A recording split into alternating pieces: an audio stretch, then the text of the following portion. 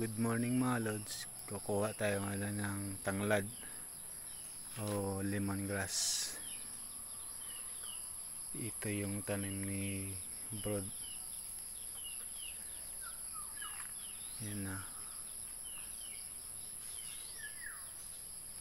Malago.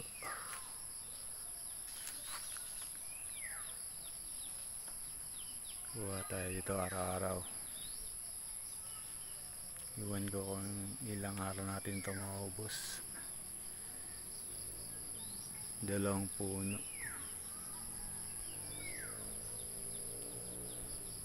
Para gumawa tayo ng lemongrass tea.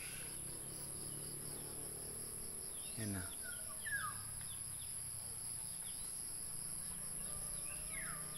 Dami puno niyan. Mga 10 siguro. 10 tinanim. Tapos yan na siya. Ganyan siya.